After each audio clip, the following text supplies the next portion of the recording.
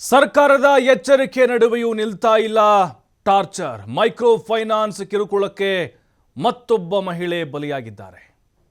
ನೋಡಿ, ಸರ್ಕಾರ ಖಡಕ್ ಆದಂಥ ಎಚ್ಚರಿಕೆ ಕೊಟ್ಟರೂ ಕೂಡ ಇವರಿಗೆ ಬುದ್ಧಿ ಬರ್ತಾ ಇಲ್ಲ. ಇನ್ನು ಯಾವ ಥರ ಬುದ್ಧಿ ಹೇಳಬೇಕ್ರಿ ಇವರಿಗೆ? ದಪ್ಪ ಚರ್ಮದವರಿಗೆ, ಮೈಕ್ರೋ ಫೈನಾನ್ಸ್ ಕಂಪನಿ ಸಿಬ್ಬಂದಿಗಳಿಗೆ ಮತ್ತೊಬ್ಬ ಮಹಿಳೆ ಸಾವನ್ನಪ್ಪಿದ್ದಾರೆ. ಅವರ ಕಿರುಕುಳಕ್ಕೆ ಬೇಸತ್ತು ಅವರ ದೌರ್ಜನ್ಯವನ್ನು ತಾಳಕ್ಕಾಗದೆ ನಂಜನಗೂಡು ತಾಲೂಕಿನ ಅಂಬಳೆ ಗ್ರಾಮದಲ್ಲಿ ನಡೆದಿರುವಂತಹ ಘಟನೆ ಇದು. ಜಯಶೀಲ 53 ವರ್ಷ ಇವರಿಗೆ, ಆತ್ಮಹತ್ಯೆ ಮಾಡಿಕೊಂಡಂತಹ ಮಹಿಳೆ. ಮನೆ, ವ್ಯವಸಾಯ, ಹಸು ಸಾಕಾಣಿಕೆಗಾಗಿ 5 ಲಕ್ಷ ರೂಪಾಯಿ ಸಾಲ ಮಾಡಿಕೊಂಡಿದ್ರು. ಪ್ರತಿ ತಿಂಗಳು 20,000ಕ್ಕೂ ಹೆಚ್ಚು EMI ಕಟ್ಟಬೇಕಾಗಿತ್ತು. ಸಾಲದಲ್ಲಿ ತೆಗೆದುಕೊಂಡಿದ್ದ ಹಸು ಕೂಡ ಇತ್ತೀಚೆಗೆ ಸತ್ತು ಹೋಗ್ಬಿಡ್ತು. ಈ ಹಿನ್ನೆಲೆ ಜೀವನ ನಿರ್ವಹಣೆ ಮಾಡೋಕ್ಕೆ ಬಹಳ ಕಷ್ಟಪಡ್ತಾ ಇದ್ರು ಈ ಮಹಿಳೆ. ಸಮೀಪದ ಹುಲ್ಲಹಳ್ಳಿಗೆ ತೆರಳಿ ವಿಷದ ಟ್ಯಾಬ್ಲೆಟ್ಗಳನ್ನು ಖರೀದಿ ಮಾಡಿ ಜಮೀನಿಗೆ ಹೋಗಿ ಆ ಮಾತ್ರೆಗಳನ್ನು ನುಂಗಿ ಆತ್ಮಹತ್ಯೆ ಮಾಡ್ಕೊಂಡ್ಬಿಟ್ಟಿದ್ದಾರೆ. ನಿಜಕ್ಕೂ ದುರಂತ ಇದು. ಸರ್ಕಾರ ಮೊನ್ನೆ ತಾನೇ ಎಚ್ಚರಿಕೆ ಕೊಡ್ತು, ಸಿದ್ದರಾಮಯ್ಯವರು ಖಡಕ್ಕಾಗಿ ವಾರ್ನ್ ಮಾಡಿದ್ದಾರೆ. ಆದರೂ ಕೂಡ ಇವರ ಟಾರ್ಚರ್ ನಿಲ್ತಾ ಇಲ್ಲ. ಮನೆಗೆ ಹೋಗ್ತಾರೆ, ಹೆಣ್ಮಕ್ಳನ್ನ ಬೀದಿಗೆ ತರ್ತಾರೆ, ಮಾನ ಮರ್ಯಾದೆ ಹರಾಜಾಗ್ತಾ ಇದ್ದಾರೆ, ದೌರ್ಜನ್ಯ ಎಸಗ್ತಾ ಇದ್ದಾರೆ, ಹಲ್ಲೆ ಮಾಡ್ತಾ ಇದ್ದಾರೆ. ನೋಡಿ, ಆ ಮಹಿಳೆಯನ್ನ ಬಲಿ ತೆಗೆದುಕೊಂಡು ಬಿಟ್ರೆ ಇವರೆಲ್ಲ ಸೇರಿಕೊಂಡು 5 ಲಕ್ಷ ರೂಪಾಯಿ ಸಾಲ ಮಾಡಿದ್ದಾರೆ. ಏನಕ್ಕೆ ಸಾಲ ಮಾಡಿದ್ದಾರೆ? ಕುಡಿದು ತಿನ್ನೋಕೆ ಮಜಾ ಮಾಡೋಕ್ಕಲ್ಲ, ತಮ್ಮ ಜೀವನವನ್ನು ನಡೆಸಲಿಕ್ಕೆ, ಅಲ್ಲಿ ಕೃಷಿ ಮಾಡಲಿಕ್ಕೆ ಮತ್ತು ಹಸು ಸಾಕಾಣಿಕೆ, ಹೊಸ ಹಸು ಖರೀದಿ ಮಾಡಿದರು. ಅಂದರೆ ಓವರಾಲ್ 5 ಲಕ್ಷ ರೂಪಾಯಿ ಸಾಲ. ಪ್ರತಿ ತಿಂಗಳ 20,000 ಸಾವಿರ ಕಟ್ಟಬೇಕಾಗಿತ್ತು. ಸಾಲ ಮಾಡಿ ತಗೊಂಡಂಥ ಹಸು ಕೂಡ ಸತ್ತು ಹೋಗ್ಬಿಡ್ತು. ಹಾಗಾಗಿ ಅವರು ಬಹಳ ಕಷ್ಟ ಆಗಿಬಿಡ್ತು. 20,000 ರೂಪಾಯಿ ಕಟ್ಟೋಕ್ಕಾಗ್ತಾ ಇರಲಿಲ್ಲ. ಬೆಳೆ ಕೂಡ ಸರಿಯಾದ ಸಮಯಕ್ಕೆ ಬರ್ತಾ ಇರಲಿಲ್ಲ. ಇವರು ದಿನಾ ಮನೆ ಮುಂದೆ ಬಂದು ರೋಷಾವೇಶದಲ್ಲಿ ಆಕಿ ಬೈಯೋದು, ಹೀನಾಮಾನವಾಗಿ ಮಾನ ಮರ್ಯಾದೆ ತೆಗೆಯೋದು, ಮನೆ ಖಾಲಿ ಮಾಡಿಸ್ತೀವಿ, ಇನ್ನು ಹಾಗೆ ಮಾಡ್ತೀವಿ, ಹೀಗೆ ಮಾಡ್ತೀವಿ ಅಂತ ಬೈದು ಆಕಿ ಮಾನಸಿಕವಾಗಿ ಟಾರ್ಚರ್ ಕೊಟ್ಟರು ಆ ಮಹಿಳೆಗೆ, ಸುಶೀಲಮ್ಮನಿಗೆ. ಹಾಗಾಗಿ ನೊಂದು ಬೆಂದು ಆ ಮಹಿಳೆ ಈ ನಿರ್ಧಾರಕ್ಕೆ ಬಂದುಬಿಟ್ರು. ಇಲ್ಲ, ನನಗೆ ಫೈನಾನ್ಸ್ ಸಿಬ್ಬಂದಿರು ಕಾಟ ತಳೆಯೋಕ್ಕಾಗ್ತಿಲ್ಲ, ನನಗೆ ಕಷ್ಟ ಇದೆ, 20,000 ರೂಪಾಯಿ ನನಗೆ ಮಂತ್ಲಿ ಕಟ್ಟೋಕ್ಕೆ ಆಗೋದಿಲ್ಲ, ನಾನು ಏನು ಮಾಡಲಿ, ಯಾವ ದಾರಿ ನಾನು ನೋಡ್ಕೊಳ್ಳಿ, ನನಗೆ ಸಾವು ಒಂದೇ ದಾರಿ ಅಂಥೇಳಿ ಜಯಶೀಲ ಅಂಬಳೆ ಗ್ರಾಮದಲ್ಲಿ ತಮ್ಮ ಜಮೀನಿಗೆ ಹೋಗಿ ಅಲ್ಲಿ ವಿಷದ ಮಾತ್ರೆ ತಗೊಂಡು ಬಂದಿದ್ದರು. ಅವನ್ನ ನುಂಗಿ ಸಾವನ್ನಪ್ಪಿದ್ದಾರೆ. ಯಾವಾಗ ನಿಲ್ಲುತ್ತೆ ಈ ಮೈಕ್ರೋ ಫೈನಾನ್ಸ್ಗಳ ಟಾರ್ಚರ್? ಇನ್ನು ಯಾವ ರೀತಿಯಾಗಿ ಹೇಳಬೇಕು ಇವ್ರಿಗೆ? ಏನು ಮಾಡ್ತಾ ಇದೆ ಸರ್ಕಾರ ಅಂತ ಕೇಳ್ತಾ ಇದ್ದಾರೆ. ಮುಖ್ಯಮಂತ್ರಿಗಳು ಹೇಳಿದ್ರು, ಒಪ್ಕೊಳ್ತೀವಿ ನಾವು, ಎಚ್ಚರಿಕೆ ಕೊಟ್ಟರು, ಸಹಾಯವಾಣಿಗೆ ಫೋನ್ ಮಾಡಿ ಕಂಪ್ಲೇಂಟ್ ಕೊಡಿ ಅಂತ ಹೋಗಿ. ಆದರೆ ಈ ಸಾವನ್ನ ನಿಲ್ಲಿಸಬಹುದಾಗಿತ್ತು, ತಡಿಬಹುದಾಗಿತ್ತು. ಇಷ್ಟೆಲ್ಲ ಆದರೂ ಕೂಡ ಅವರು ಮನೆಗೆ ಹೋಗೋದು ನಿಲ್ತಾ ಇಲ್ಲ. ಸಂಜೆ 5 ಗಂಟೆ ಮೇಲೆ ಹೋಗಬೇಡಿ ಅಂತಿದ್ದಾರೆ ಮುಖ್ಯಮಂತ್ರಿಗಳು ಹೇಳಿದರು. ಇವ್ರು ನೋಡಿದ್ರೆ ಹೋಗ್ತಾ ಇದ್ದಾರೆ, ಗುಂಡಗಳನ್ನ ಕರ್ಕೊಂಡು ಹೋಗ್ತಾರೆ, ಗಲಾಟೆ ಮಾಡ್ತಾರೆ, ಮನೆ ವಸ್ತುಗಳನ್ನೆಲ್ಲ ಪುಡಿ ಮಾಡ್ತಾರೆ. ಹಾಗಾಗಿ ಸಾವಿನ ಸರಣಿ ಜಾಸ್ತಿ ಆಗೋದಕ್ಕಿಂತ ಮುಂಚೆನೇ ಮತ್ತೆ ಸರ್ಕಾರ ಅಲರ್ಟ್ ಆಗಬೇಕು. ಬರೀ ಬಾಯಿ ಮಾತಲ್ಲಿ ಹೇಳಿದರೆ ಸಾಕಾಗೋದಿಲ್ಲ, ಕ್ರಮ ಆಗಲಿ. ಈಗ 7 ಕೇಸ್ ಆಗಿದ್ದಾವೆ. ಏನು ಕ್ರಮ ತೆಗೆದುಕೊಂಡ್ರಿ? ಯಾವ ಸೆಕ್ಷನ್ ಹಾಕಿದ್ರಿ? ಅವ್ರನ್ನ ಅರೆಸ್ಟ್ ಮಾಡಿದ್ರೆ ಇಲ್ವಾ? ಇದು ಜನರಿಗೆ ಒಂದು ಭರವಸೆ ಬರಬೇಕು. ಹಾಗಾಗಿ ಈಗ ಸಾರ್ವಜನಿಕರಿಗೆ ಹೇಳೋದಷ್ಟೇ, ನೀವು ಸಾಲ ಮಾಡಿದ್ದೀರಾ, ಅವರು ಕಿರುಕುಳ ಕೊಡ್ತಿದ್ದಾರಾ, ಸಾಯುವ ನಿರ್ಧಾರ ಮಾಡಬೇಡಿ. ಅಲ್ಲಿ ಸರ್ಕಾರ ಏನು ಕೆಲವೊಂದಿಷ್ಟು ಮಾರ್ಗಸೂಚಿಗಳನ್ನು ಕೊಟ್ಟಿದೆಯೋ ಅದರ ಪ್ರಕಾರವಾಗಿ ನೀವು ನಡೆದುಕೊಳ್ಳಿ. ಮತ್ತಷ್ಟು ಮಾಹಿತಿ ಪುನೀತ್ ನೀಡ್ತಾರೆ ನೇರ ಸಂಪರ್ಕದಲ್ಲಿ. ಪುನೀತ್, ನಿಜಕ್ಕೂ ದುರಂತ ಇದು. ಸರ್ಕಾರ, ಮುಖ್ಯಮಂತ್ರಿಗಳು ಎಚ್ಚರಿಕೆ ಕೊಟ್ಟರೂ ಕೂಡ ಈ ಮೈಕ್ರೋ ಫೈನಾನ್ಸ್ ಸಿಬ್ಬಂದಿಗಳ ದೌರ್ಜನ್ಯ ಅಟ್ಟಹಾಸ ಮಾತ್ರ ನಿಲ್ತಾ ಇಲ್ಲ. ಈ ಮಹಿಳೆ ಕಷ್ಟ ಇತ್ತು, ಅಲ್ಲಿ ವ್ಯವಸಾಯ ಅದು ಇದಂತೆಲ್ಲ ಸಾಲ ಮಾಡಿಕೊಂಡಿದ್ರು. ಅಲ್ಲಿ ಯಾಕೆ ಆಕೆಗೆ ಅವಕಾಶವನ್ನು ಮಾಡಿಕೊಡ್ಲಿಲ್ಲ? ಈಕೆಗೆ ಯಾವ ರೀತಿ ಹಿಂಸೆಯನ್ನು ಕೊಟ್ಟಿದ್ರು ಅಂತ ಸಿಬ್ಬಂದಿ?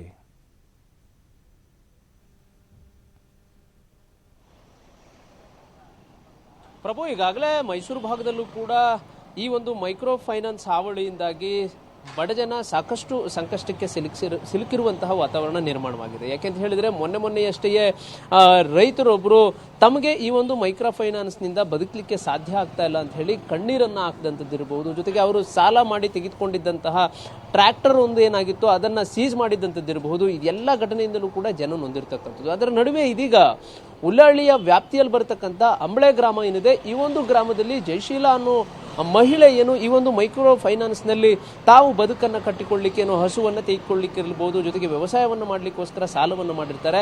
ಈ ಒಂದು ಸಾಲವನ್ನು ಸರಿಯಾದ ಸಮಯಕ್ಕೆ ಕಟ್ಟಿಲ್ಲ ಅಂತ ಹೇಳಿ ಈ ಒಂದು ಮೈಕ್ರೋ ಫೈನಾನ್ಸ್ನ ಸಿಬ್ಬಂದಿಗಳೇನಿರ್ತಾರೆ, ಆ ಒಂದು ಕೆಲಸಗಾರರು ಏನಿರ್ತಾರೆ, ಇವರೆಲ್ಲರೂ ಕೂಡ ಸಾಕಷ್ಟು ಕಿರುಕುಳವನ್ನು ನೀಡಿರ್ತಕ್ಕಂಥದ್ದು.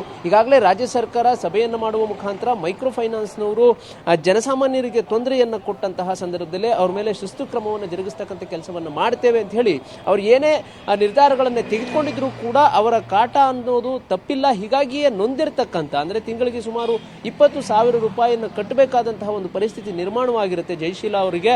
ಆದರೆ ಅವರು ಸಾಲ ಮಾಡಿ ತೆಗೆದುಕೊಂಡಂತಹ ಒಂದು ಹಸುವು ಕೂಡ ಮೃತಪಟ್ಟಿರುತ್ತೆ. ಇದರಿಂದಲೂ ಕೂಡ ಅವರು ಸಂಕಷ್ಟಕ್ಕೀಡಾಗಿರ್ತಾರೆ. ಅವರಿಗೆ ಒಂದಷ್ಟು ದಿನಗಳ ಕಾಲಾವಕಾಶಗಳನ್ನು ಕೊಡ್ತಕ್ಕಂಥ ಕೆಲಸವನ್ನ ಈ ಮೈಕ್ರೋ ಫೈನಾನ್ಸ್ನವರು ಮಾಡಬಹುದಿತ್ತು. ಆದರೆ ಇವರು ಯಾರು ಕೂಡ ಆ ತರದ ಒಂದು ಕೆಲಸವನ್ನ ಮಾಡೋದ್ರ ಬದಲಾಗಿ ಅವರಿಗೆ ಕಿರುಕುಳವನ್ನು ಕೊಡ್ತಕ್ಕಂಥ ಕೆಲಸವನ್ನ ಮಾಡಿದ್ರು. ಇದರಿಂದಾಗಿ ನೊಂದಿದ್ದಂತಹ ಜಯಶೀಲ ಪಕ್ಕದ ಅಂದ್ರೆ ಅಂಬಳ ಗ್ರಾಮದ ಪಕ್ಕದಲ್ಲೇ ಇರತಕ್ಕಂಥ ಉಲ್ಲಹಳ್ಳಿಗೆ ಹೋಗಿ ಅಲ್ಲಿ ಅವರು ವಿಷದ ಮಾತ್ರೆಯನ್ನು ತಂದು ತಮ್ಮ ಜಮೀನಿನ ಬಳಿಗೆ ತೆರಳಿ ಅಲ್ಲಿ ವಿಷದ ಮಾತ್ರೆಯನ್ನು ಸೇವಿಸಿ ಅವರು ಮೃತಪಟ್ಟಿರ್ತಕ್ಕಂಥದ್ದು. ಪ್ರಮುಖವಾಗಿ ಆತ್ಮಹತ್ಯೆಯನ್ನು ಮಾಡಿಕೊಂಡಿರ್ತಕ್ಕಂಥ ಮಹಿಳೆ ಏನಿದ್ದಾರೆ, ಈ ತರದ ಬಹಳಷ್ಟು ಜನ ಗ್ರಾಮೀಣ ಭಾಗದಲ್ಲಿ ಹೆಚ್ಚಿನದಾಗಿರ್ತಕ್ಕಂಥದ್ದು. ಈ ತರದ ಒಂದು ಹಿನ್ನೆಲೆ ಇರತಕ್ಕಂಥ ಅಂದ್ರೆ ಮೈಕ್ರೋ ಫೈನಾನ್ಸ್ಗಳಲ್ಲಿ ಸಾಲಗಳನ್ನು ತೆಗೆದುಕೊಂಡು ಸಂಕಷ್ಟಕ್ಕೆ ಸಿಲುಕಿರತಕ್ಕಂಥ ಜನರನ್ನ ಪತ್ತೆ ಹಚ್ಚತಕ್ಕಂಥದ್ದು. ಜೊತೆಗೆ ಅವರಿಗೆ ನೀವು ನಮ್ಮ ಬಳಿ ಬಂದು ನೀವು ಮಾಡಿರ್ತಕ್ಕಂಥ ಸಾಲಗಳಿರಬಹುದು, ಇದೆಲ್ಲದಕ್ಕೂ ಸಂಬಂಧಪಟ್ಟಂತ ಮಾಹಿತಿಯನ್ನು ನೀಡಿ ನಾವು ಕಾಲಾವಕಾಶವನ್ನ ಕೊಡಿಸ್ತೇವೆ ಅಂತ ಹೇಳಿ ಈ ವ್ಯಾಪ್ತಿಯಲ್ಲಿ ಬರ್ತಕ್ಕಂಥ ಅಧಿಕಾರಿಗಳಾದರೂ ಕೂಡ ಮುನ್ನುಗ್ಗುವಂತ ಒಂದು ಕೆಲಸವನ್ನ ಮಾಡಬೇಕು ಆಯಾ ವ್ಯಾಪ್ತಿಯಲ್ಲಿ ಇರ್ತಕ್ಕಂಥ ಅಧಿಕಾರಿಗಳು.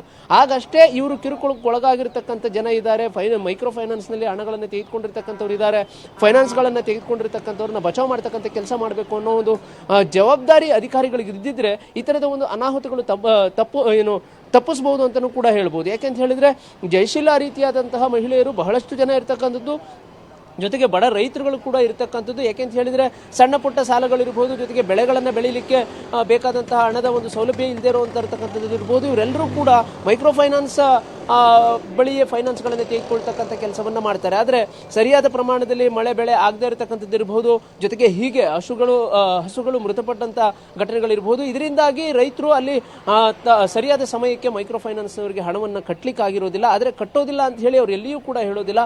ಕಾಲಾವಕಾಶಗಳನ್ನು ಕೇಳಿರ್ತಾರೆ, ಕಾಲಾವಕಾಶಗಳನ್ನು ಕೊಡದೇ ಇರೋ ರೀತಿಯಲ್ಲಿ ಅವರಿಗೆ ಕಿರುಕುಳವನ್ನು ಕೊಡುವಂತ ಕೆಲಸ ಆಗ್ತಾ ಇರತಕ್ಕಂಥದ್ದು. ಹೀಗಾಗಿಯೇ ಈ ತರದ ಒಂದು ಆತ್ಮಹತ್ಯೆ ಪ್ರಕರಣಗಳು, ಜೊತೆಗೆ ಸಾಕಷ್ಟು ನೋವಿಗೊಳಗಾಗಿರ್ತಕ್ಕಂಥ ಜನ ಇರತಕ್ಕಂಥ ಪ್ರಕರಣಗಳು ಕಂಡು ಬರ್ತಾ ಇರತಕ್ಕಂಥದ್ದು. ಈಗಲಾದ್ರೂ ಕೂಡ ಅಧಿಕಾರಿಗಳು ಅಂದ್ರೆ ಆಯಾ ಜಿಲ್ಲಾ ವ್ಯಾಪ್ತಿಗಳಲ್ಲಿ, ಗ್ರಾಮೀಣ ವ್ಯಾಪ್ತಿಗಳಲ್ಲಿ ಬರ್ತಕ್ಕಂಥ ಅಧಿಕಾರಿಗಳು ಮೈಕ್ರೋ ಫೈನಾನ್ಸ್ ನಲ್ಲಿ ಯಾರ್ಯಾರು ಹಣಗಳನ್ನು ತೆಗೆದುಕೊಂಡಿದ್ದಾರೆ, ಸಾಲಗಳನ್ನು ತೆಗೆದುಕೊಂಡಿದ್ದಾರೆ, ಅವರಿಗೆ ಕಾಲಾವಕಾಶಗಳನ್ನು ಕೊಡಿಸ್ತಕ್ಕಂಥದ್ದು ಇರಬಹುದು. ಕಾನೂನಿನ ವ್ಯಾಪ್ತಿನಲ್ಲಿ ಅವ್ರಿಗೆ ಏನು ಅವಕಾಶಗಳಿದ್ದಾವೆ ಅದನ್ನ ಕೊಡಿಸ್ತಕ್ಕಂಥ ಕೆಲಸವನ್ನ ಸ್ವಯಂ ಪ್ರೇರಿತರಾಗಿ ಅವರನ್ನು ಸಂಪರ್ಕಿಸುವಂತ ಒಂದು ಕೆಲಸವನ್ನ ಮಾಡಿದ್ರೆ ಅಷ್ಟೇನೆ ಒಂದು ರೀತಿ ಮೈಕ್ರೋ ಫೈನಾನ್ಸ್ ನಲ್ಲಿ ಹಣಗಳನ್ನು ತೆಗೆದುಕೊಂಡಿರ್ತಕ್ಕಂಥವ್ರು ನಾವು ಸಾಲವನ್ನು ಮಾಡಿದ್ದೇವೆ, ಹೀಗಾಗಿ ಅದನ್ನು ಹೊರಗೆ ಎಲ್ಲೂ ಹೇಳುವಂತಹ ಒಂದು ಕೆಲಸವನ್ನು ಕೂಡ ಮಾಡೋದಿಲ್ಲ ಮರ್ಯಾದೆಯ ದೃಷ್ಟಿಯಿಂದ ಅನ್ನೋ ಒಂದಷ್ಟು ಜನರು ಕೂಡ ಇರ್ತಾರೆ. ಅಂತವರನ್ನು ಕೂಡ ಸಂಪರ್ಕಿಸಿ ಅವರನ್ನ ಉಳಿಸುವಂತಹ ಕೆಲಸವನ್ನ ಅಧಿಕಾರಿ ವರ್ಗ ಮಾಡಬೇಕು. ಇಲ್ಲವಾದ್ರೆ ಈ ತರದ ಅನಾಹುತಗಳು ಮತ್ತಷ್ಟು ಸಂಭವಿಸ್ತವೆ. ಯಾಕೆಂತ ಹೇಳಿದ್ರೆ ಮೈಕ್ರೋ ಫೈನಾನ್ಸ್ ಹಾವಳಿ ಬರೀ ಕೆಲವು ಹಳ್ಳಿಗಳಲ್ಲಿ ಮಾತ್ರ ಅಲ್ಲ, ಪ್ರತಿಯೊಂದು ಹಳ್ಳಿಯಲ್ಲೂ ಕೂಡ ಮೈಸೂರು ಜಿಲ್ಲಾ ವ್ಯಾಪ್ತಿ ಇರಬಹುದು, ಚಾಮರಾಜನಗರ ಇರಬಹುದು, ಜೊತೆಗೆ ಇತ್ತ ಕೊಡಗಿನಲ್ಲೂ ಕೂಡ ಮೊನ್ನೆ ಬಹಳಷ್ಟು ಸ್ಟೋರಿಗಳನ್ನ ನಾವು TV5 ಸುದ್ದಿವಾಹಿನಿಯಲ್ಲೇ ಸಾಕಷ್ಟು ವರದಿಯನ್ನ ಮಾಡಿದ್ದೇವೆ. ಮೈಕ್ರೋ ಫೈನಾನ್ಸ್ ನಲ್ಲಿ ನೋವಿಗೊಳಗಾಗಿರ್ತಕ್ಕಂಥ ಜನ ಇರಬಹುದು, ಸಾವಿಗೊಳಗಾಗಿರ್ತಕ್ಕಂಥ ಜನ ಇರಬಹುದು, ಇದೆಲ್ಲದರ ಬಗ್ಗೆ ಕೂಡ ವರದಿಯನ್ನ ಮಾಡಿದ್ದೇವೆ. ಇದನ್ನೆಲ್ಲವನ್ನು ಕೂಡ ಗಮನಿಸತಕ್ಕಂಥ ಅಧಿಕಾರಿಗಳು ಮೈಕ್ರೋ ಫೈನಾನ್ಸ್ ನಿಂದ ನರಳುತ್ತಾ ಇರತಕ್ಕಂಥ ಜನ ಏನಿದ್ದಾರೆ ಅವರನ್ನ ಸಂಪರ್ಕಿಸುವಂತಹ ಒಂದು ಕೆಲಸ ಆಗಬೇಕಾಗಿದೆ. ಇಲ್ಲವಾದ್ರೆ ಮನೆಗಳಲ್ಲಿ ಆಧಾರ ಸ್ತಂಭಗಳಾಗಿರ್ತಕ್ಕಂಥ ಮಹಿಳೆಯರಿರಬಹುದು, ಜೊತೆಗೆ ರೈತರಿರಬಹುದು, ಅಲ್ಲಿ ಇರತಕ್ಕಂಥ ಮನೆ ಯಜಮಾನರಿರಬಹುದು, ಇವರು ಆತ್ಮಹತ್ಯೆಯನ್ನು ಮಾಡಿಕೊಂಡಂತಹ ಸಂದರ್ಭದಲ್ಲಿ ಆ ಇಡೀ ಕುಟುಂಬ ಎಷ್ಟರ ಮಟ್ಟಿಗೆ ಸಂಕಷ್ಟಕ್ಕೆ ಸಿಲುಗುತ್ತೆ ಅನ್ನೋದನ್ನ ಊಹಿಸುವಂತಹ ಒಂದು ಕೆಲಸವನ್ನಾದರೂ ಕೂಡ ಅಧಿಕಾರಿಗಳು ಮಾಡಬೇಕಾಗುತ್ತೆ. ಯಾಕೆಂತ ಹೇಳಿದ್ರೆ ಈ ತರದ ಒಂದು ಪ್ರಕರಣಗಳು ಬಹಳಷ್ಟು ಉದಾಹರಣೆಯಾಗಿ ನಿಂತಿದ್ದಾವೆ. ಹೀಗಾಗಿ ಈ ಒಂದು ಮೈಕ್ರೋ ಫೈನಾನ್ಸ್ ಹಾವಳಿ ಏನಿದೆ, ಕಾನೂನಿನ ಚೌಕಟ್ಟಿನಲ್ಲಿ ಇರಬೇಕಾದಂತಹ ಮೈಕ್ರೋ ಫೈನಾನ್ಸ್ನವರು ಏನಿದ್ದಾರೆ ಇವರು ಹೆಚ್ಚಿನದಾಗಿ ಕಿರುಕುಳ ಕೊಡ್ತಕ್ಕಂಥ ವಾತಾವರಣ ಕಂಡು ಬಂದಂತಹ ಸಂದರ್ಭದಲ್ಲಿ ಅವ್ರ ಮೇಲೆ ಕ್ರಮ ಆಗ್ತಕ್ಕಂಥದ್ದು ಇರಬಹುದು.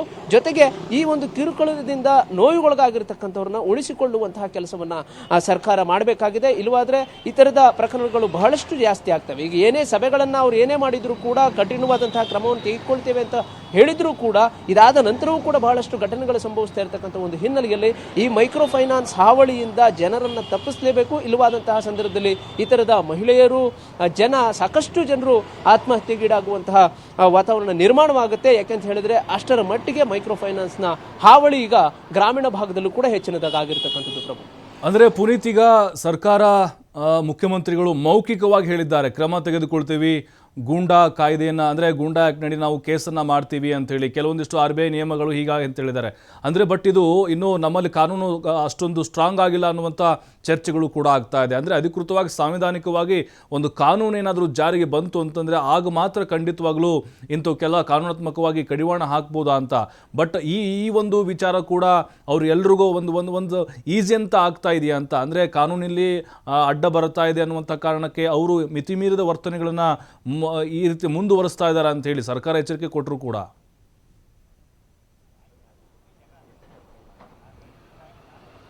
ಪ್ರಭು, ಇಲ್ಲಿ ಸರ್ಕಾರ ತೆಗೆದುಕೊಳ್ತಕ್ಕಂಥ ನಿರ್ಧಾರಗಳೇನಿದ್ದಾವೆ, ಮೌಖಿಕವಾಗಿ ಕೊಡ್ತಕ್ಕಂಥ ಆದೇಶಗಳಿರ್ಬೋದು, ಯಾವುದೇ ರೀತಿಯಾದಂತಹ ಆ ಸರ್ಕಾರದ ನಿರ್ಧಾರಗಳೇನಿದ್ದಾವೆ ಅದು ಪ್ರಭಾವ ಬೀರಿದ್ರಷ್ಟೇ ಇವರ ಹಾವಳಿ ತಪ್ಪುತ್ತೆ ವಿನಃ ಕೇವಲ ಬಾಯಿ ಮಾತಿನಲ್ಲಿ, ಕೇವಲ ಸಭೆಗಳಲ್ಲಿ ಇದ್ದಂತಹ ಸಂದರ್ಭದಲ್ಲಿ ಇದು ಎಲ್ಲಿಯೂ ಕೂಡ ಕಾರ್ಯರೂಪಕ್ಕೆ ಬರೋದಿಲ್ಲ.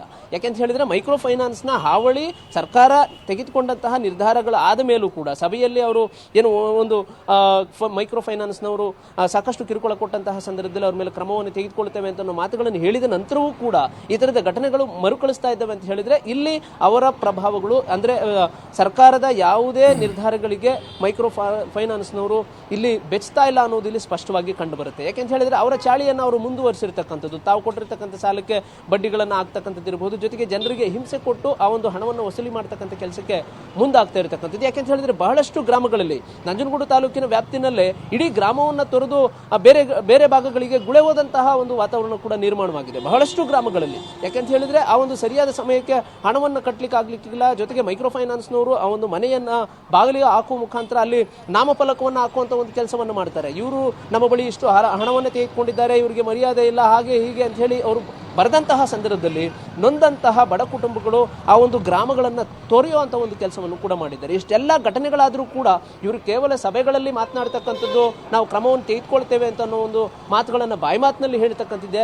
ಇದು ಯಾವುದು ಕೂಡ ಪ್ರಭಾವವನ್ನು ಬೀರೋದಿಲ್ಲ. ಬದಲಿಗೆ ಎಲ್ಲಾದರೂ ಕೂಡ ಈ ತರದ ಘಟನೆಗಳು ಸಂಭವಿಸಿರ್ತಕ್ಕಂಥದ್ದು. ಈಗ ಉದಾಹರಣೆಗೆ ಇಲ್ಲಿ ಜಯಶೀಲಾ ಎಂಬುವವರು ಮೈಕ್ರೋ ಫೈನಾನ್ಸ್ ಹಾವಳಿಯಿಂದಲೇ ಅವರು ಏನು ಸುಸೈಡ್ ಅನ್ನು ಮಾಡಿಕೊಂಡಿದ್ದಾರೆ. ಈ ತರದ ಪ್ರಕರಣಗಳನ್ನು ಪತ್ತೆ ಹಚ್ಚಿ ಅಲ್ಲಿ ಕಿರುಕುಳ ಕೊಟ್ಟಂತವರಿಗೆ ಕಠಿಣವಾದಂತಹ ಕ್ರಮವನ್ನು ಜರುಗಿಸಿದಂಥದ್ದು ಬೆಳಕಿಗೆ ಬಂದಂತಹ ಸಂದರ್ಭದಲ್ಲಿ ಕ್ರಮವನ್ನು ಜರುಗಿಸಿದ್ದೇವೆ, ಈ ಮುಂದೆ ಈ ತರ ಆದಂತಹ ಸಂದರ್ಭದಲ್ಲಿ ಮತ್ತಷ್ಟು ಕಠಿಣವಾದಂತಹ ಕ್ರಮವನ್ನು ಜರುಗಿಸ್ತೇವೆ ಅಂತ ಹೇಳಿ ಅವರು ಒಂದು ಪ್ರಕರಣವನ್ನು ಬೆಳಕಿಗೆ ಕೊಡುವಂತಹ ಒಂದು ಕೆಲಸವನ್ನು ಸರ್ಕಾರ ಮಾಡಿದಂತಹ ಸಂದರ್ಭದಲ್ಲಿ ಈ ಒಂದು ಹಾವಳಿ ತಪ್ಪುತ್ತೆ ವಿನಃ ಇಲ್ಲವಾದ್ರೆ ಈ ತರದ ಪ್ರಕರಣಗಳು ಬಹಳಷ್ಟು ಮರುಕಳಿಸ್ತಾ ಇರ್ತವೆ. ಯಾಕಂತ ಹೇಳಿದ್ರೆ ವಾರದ ಬಡ್ಡಿಗೆ ತೆಗೆದುಕೊಂಡಿರ್ತಕ್ಕಂಥ ಜನ ಇರ್ತಾರೆ, ತಿಂಗಳಿಗೆ ಬಡ್ಡಿಗೆ ತೆಗೆದುಕೊಂಡಿರ್ತಕ್ಕಂಥ ಜನ ಇರ್ತಾರೆ. ರೈತಾಪಿ ವರ್ಗ ಎಲ್ಲಿಯೂ ಕೂಡ ವಾರಕ್ಕೆ ಹಣವನ್ನು ಹೊಂದಿಸುವಂತಹ ಸಾಧ್ಯತೆಗಳು ಬಹಳಷ್ಟು ಕಡಿಮೆ ಇರ್ತವೆ. ಯಾಕಂತ ಹೇಳಿದ್ರೆ ಇವತ್ತು ಅವ್ರು ಬೆಳೀತಾ ಇರತಕ್ಕಂಥ ಬೆಳೆಗಳಿಗೆ ಸರಿಯಾದ ಪ್ರಮಾಣದಲ್ಲಿ ಬೆಲೆ ಇಲ್ಲದೆ ಇರತಕ್ಕಂಥದ್ದು ಇರಬಹುದು, ಜೊತೆಗೆ ಹಸುಗಳನ್ನ ಸಾಕಿರ್ತಕ್ಕಂಥವರಿಗೆ ಅವರಿಗೆ ಮೇವನ್ನು ಒದಗಿಸ್ತಕ್ಕಂಥದ್ದು ಇರಬಹುದು. ಸಾಕಷ್ಟು ಸಮಸ್ಯೆಗಳು ಗ್ರಾಮೀಣ ಭಾಗ ಇರಬಹುದು, ನಗರ ಭಾಗಗಳಲ್ಲೂ ಕೂಡ ಇರತಕ್ಕಂಥದ್ದು. ಇದನ್ನೆಲ್ಲವನ್ನು ಕೂಡ ಅರ್ಥೈಸಿಕೊಳ್ಳುವಂತಹ ಸರ್ಕಾರಗಳು ಮೈಕ್ರೋ ಫೈನಾನ್ಸ್ ನಿಂದ ಜನರಿಗೆ ಆಗ್ತಾ ಇರತಕ್ಕಂಥ ಸಮಸ್ಯೆಗಳೇನಿದ್ದಾವೆ ಇದನ್ನು ಸರಿದೂಗಿಸುವಂತಹ ಒಂದು ಕೆಲಸ ಮಾಡಬೇಕೆ ವಿನಃ ಕೇವಲ ಆದೇಶಗಳಿಂದ ಏನು ಪ್ರಯೋಜನ ಆಗ್ತಾ ಇಲ್ಲ. ಬದಲಿಗೆ ಗ್ರಾಮೀಣ ಭಾಗದಲ್ಲಿ ಇರತಕ್ಕಂಥ ಅಧಿಕಾರಿಗಳನ್ನ ಅಂದ್ರೆ PDO ವ್ಯಾಪ್ತಿಯಲ್ಲಿ ಬರ್ತಕ್ಕಂಥ ಅಧಿಕಾರಿಗಳೇನಿರ್ತಾರೆ, ಗ್ರಾಮ ಪಂಚಾಯತಿ ವ್ಯಾಪ್ತಿಯಲ್ಲಿ ಬರ್ತಕ್ಕಂಥ ಅಧಿಕಾರಿಗಳೇನಿರ್ತಾರೆ, ಅವರನ್ನ ಮೈಕ್ರೋ ಫೈನಾನ್ಸ್ ಕಿರುಕುಳಕ್ಕೊಳಗಾಗಿರ್ತಕ್ಕಂಥ ಜನರನ್ನ ಪತ್ತೆ ಹಚ್ಚಿ ಅವರಿಗೆ ಕಾಲಾವಕಾಶಗಳನ್ನು ಕೊಡಿಸ್ತಕ್ಕಂಥ ಕೆಲಸಕ್ಕೆ ಮುಂದಾಗಬೇಕಾದಂತಹ ಅನಿವಾರ್ಯತೆ ಈಗ ಇರತಕ್ಕಂಥದ್ದು. ಪ್ರಭು, ಥ್ಯಾಂಕ್ ಯು ಪುನೀತ್ ತಮ್ಮೆಲ್ಲ ಮಾಹಿತಿಗಾಗಿ.